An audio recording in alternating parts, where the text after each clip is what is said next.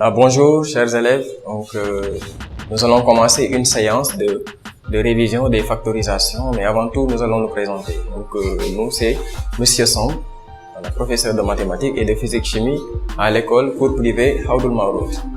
Cours privé Haoudou Maouroud, c'est une école privée qui est à Darou Khoudoss, à quelques mètres de la station de Darou Khoudoss. Voilà. Donc aujourd'hui nous allons parler des factorisations.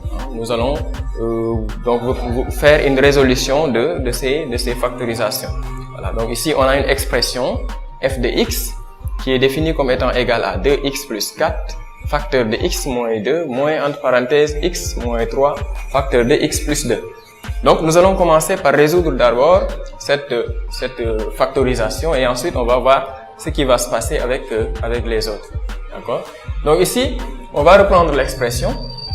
On nous donne f de x égale à 2x plus 4 facteur de x moins 2 moins, entre parenthèses, x moins 3 facteur de x plus 2.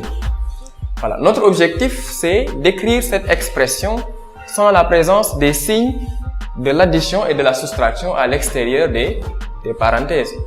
D'accord? Donc, à la fin de notre résolution, nous aurons tout simplement la présence des facteurs. Donc, nous allons procéder par la recherche de facteurs communs. Ici, nous avons 2x plus 4 et x moins 2. Mais ce qu'on remarque ici comme facteur, il n'y en a pas ici. On a deux termes. Au niveau du premier terme, il n'y a pas de facteur qui est également présent ici. Mais on peut s'arranger à avoir un même facteur dans les deux termes. Voilà, donc on va essayer de voir s'il y a possibilité d'effectuer une sous-factorisation. Donc ici on a 2x plus 4. Mais dans 2x plus 4, ce 2 et le 4 ont un diviseur commun. Et ce diviseur commun c'est 2. Donc je peux factoriser par 2 ici. Ce qui va nous donner 2 facteur 2.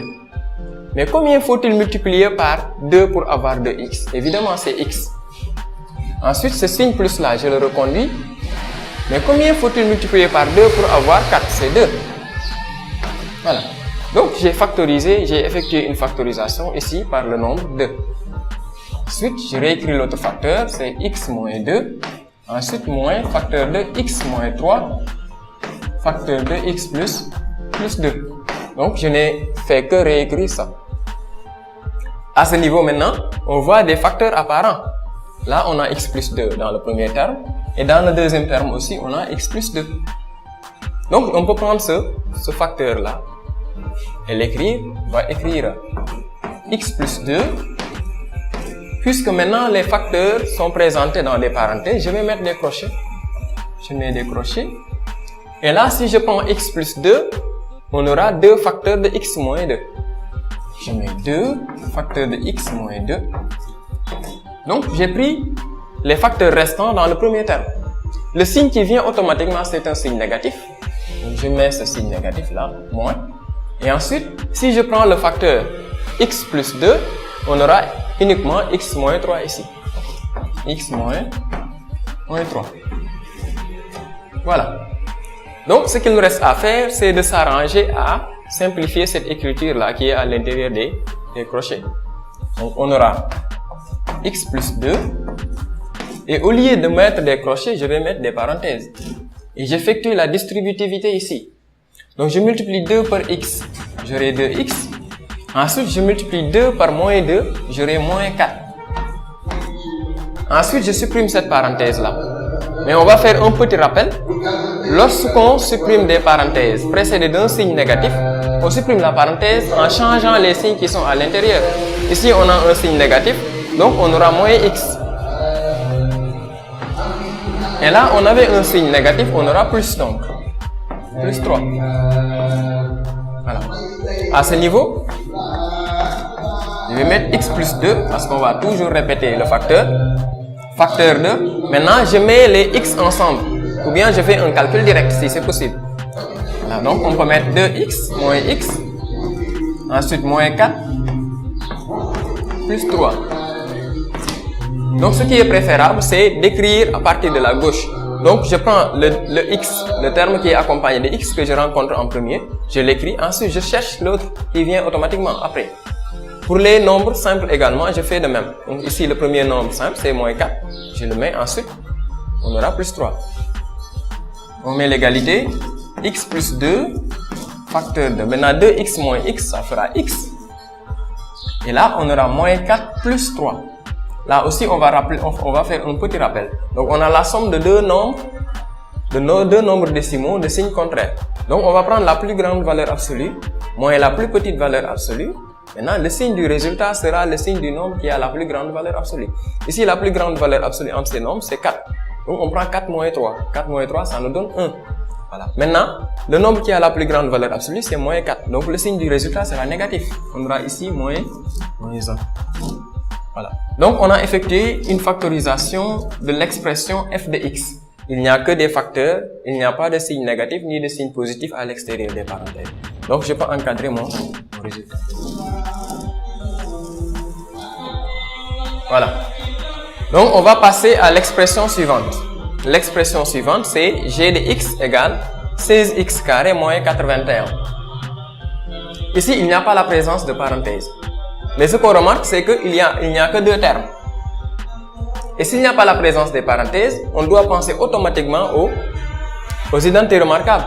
Mais on a trois identités remarquables qu'on rappelle. D'ailleurs, on a cette identité remarquable là, dont la forme développée c'est a carré plus 2ab plus b au carré. L'autre c'est a carré moins 2ab plus b au carré. Et le dernier c'est a carré moins b carré. Donc ça c'est des expressions développées. Mais leur expression factorisée, ici on aura a plus b le tout au carré. Là on aura a moins b le tout au carré. Mais ici on aura a moins b facteur de a plus b. Ou bien a plus b facteur de a moins b comme la multiplication elle est commutative. Voilà. Donc, comme on a deux termes uniquement, il n'est pas possible d'avoir cette expression. Il n'est pas non plus possible d'avoir cette expression parce que là on a trois termes. Alors que dans notre expression on n'a que deux termes. Donc on va voir si ces deux termes là sont des carrés. D'accord? Parce que ce qu'on cherche c'est la différence de deux carrés. On sait bel et bien que 16x carré c'est un carré. 81 également c'est un carré. On écrit d'abord l'expression g de x égale à 16x carré moins 81. Voilà. Donc 16x carré c'est un carré. Mais c'est le carré de quel nombre? 16 c'est le carré de 4. X carré c'est le carré de x. Maintenant il faut que je mette les parenthèses. Il faut faire très attention parce que si on met uniquement 4x carré, on a élevé le x au carré mais on n'a pas élevé le 4 au carré. Donc il faut qu'on mette ça entre parenthèses pour qu'on sache que le 4 est élevé au carré, mais le x également est élevé au carré. Ensuite, le signe qui vient après, c'est un signe négatif, je mets moins. Et on a 81. 81, c'est un carré et c'est le carré de 9. Donc je peux mettre 9 au carré. Donc j'ai la forme a carré moins b carré, la différence de 2 carrés. Maintenant ici notre a c'est quoi? C'est 4x et notre b c'est 9. Donc si j'applique la formule, je mets a moins b, c'est-à-dire 4x moins 9, facteur de a plus b, c'est-à-dire 4x plus 9. Et c'est gagné. D'accord? Donc ici on a notre expression factorisée de g de x. Voilà. Nous avons notre expression factorisée de g de x.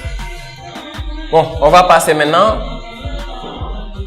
à l'expression suivante. L'expression suivante, c'est 1 moins x facteur de 3x plus 7, plus maintenant x moins 1 facteur de x plus 3. Écrivons d'abord l'expression et on va voir. Voilà, donc h de x égale 1 moins x facteur de 3x plus 7. Ensuite, plus facteur de x moins 1. Facteur de x plus x plus 3. Voilà. Donc, ici, nous avons une expression constituée de deux termes. Ça, c'est un terme. Ça aussi, c'est un terme. Et chaque terme est composé par deux facteurs. Donc, parmi les facteurs, on va voir s'il y a des facteurs qui sont semblables. Ici, on a 1 moins x. Mais ici, on n'a pas 1 moins x. Là, on a 3x plus 7. Là, également, on n'a pas de 3x plus 7. Donc, a priori, on n'a pas de facteur commun ici. Maintenant, on va voir s'il y a des identités remarquables, mais il est évident qu'ici, on n'a pas d'identité remarquable. Est-ce qu'il y a possibilité d'effectuer une sous-factorisation? Parmi les termes qu'on a dans les facteurs, on n'a pas de diviseur commun à part 1. Donc, on ne peut pas factoriser par un facteur ici, par un autre facteur. Mais le constat qu'on peut faire, c'est que ici on a 1 moins x, mais ici on a x moins 1. Quel est le rapport qui lie ces deux facteurs? Regardons bien, on va faire la somme de ces facteurs dans notre brouillon. On a 1 moins x, maintenant plus x moins 1. Mais on constate que le moins x et ce plus x se simplifient. Le 1 et ce moins 1 se simplifient, donc on aura 0. Ce qui fait donc que 1 moins x et x moins 1 sont des opposés.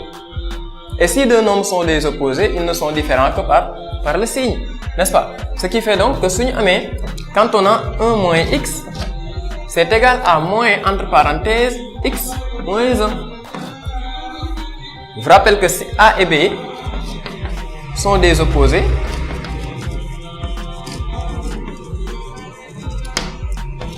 si A plus B égale 0, mais on peut dire autrement dit, si A égale moins B. Donc, on peut remplacer A par moins B. Voilà, c'est ce qu'on va faire. Donc, 1 moins x ici, c'est égal à moins entre parenthèses x moins 1. On peut aussi mettre moins 1, moins entre parenthèses. Voilà, moins entre parenthèses 1 moins x, c'est la même chose que, voilà, x moins 1. Donc, au lieu d'écrire ici x moins 1, je peux mettre moins 1 moins x. N'est-ce pas? Donc, on peut mettre égal, je reprends ça, 1 moins x, facteur de 3x plus 7. Maintenant, ce signe moins là que j'ai ici, si je le multiplie avec ce signe positif, j'aurai un signe négatif. Et maintenant, je mets 1 moins x. Voilà, maintenant facteur de x plus 3. Donc ça, c'est une explication en détail pour vous montrer l'origine du changement de ce signe. Mais pour faire simple, on peut utiliser cette astuce-là. Voilà, donc maintenant que vous comprenez d'où ça vient, on peut uniquement vous montrer l'astuce. L'astuce consiste à faire quoi? On réécrit 1 moins x, facteur de 3x plus 7. Voilà. Maintenant, quand on veut avoir 1 moins x ici, alors qu'on a son opposé, on change le signe qui est devant la parenthèse. On a un signe positif, on va le changer en mettant négatif. Mais si c'était négatif, on aurait mis ici positif. Ensuite, on intervertit les termes. On met 1 moins x, facteur de x plus 3. Et voilà, on a nos facteurs communs, nos facteurs apparents. Donc, on peut factoriser par 1 moins x désormais. Voilà, 1 moins x, facteur de 3x plus 7. Moins. Maintenant, si je prends 1 moins x, on aura x plus 3. Voilà. Donc, on va arranger uniquement ce qui est ici. Donc, on aura 1 moins x. J'élimine les crochets et je mets des parenthèses. Je supprime les parenthèses. Ici, c'est comme si c'était précédé d'un signe positif, donc on ne va rien changer. 3x plus 7. Ici, la parenthèse est précédée d'un signe négatif, donc on supprime la parenthèse en changeant les signes qui sont à l'intérieur. On aura ici moins x moins 3. Voilà. Là, donc ici, on aura égal à 1 moins x. Facteur 2, je prends 3x moins x. On peut le faire directement désormais. 3x moins x, ça nous donne 2x. Ensuite, 7 moins 3, ça nous donne plus 4. Voilà. Maintenant, si on veut également, on peut effectuer une sous-factorisation ici. Parce que là, on peut diviser par 2. Ici également, on peut diviser par 2. Ces deux termes-là ont un diviseur commun et c'est 2. Donc, je peux factoriser par le 2. Le 2 doit être ici. Normalement, si on le factorise. Mais on peut l'amener devant. Parce que la multiplication, elle est commutative. Donc, on met 2 facteur de 1 moins x. Facteur de x plus 2. Voilà, on a notre expression h de x.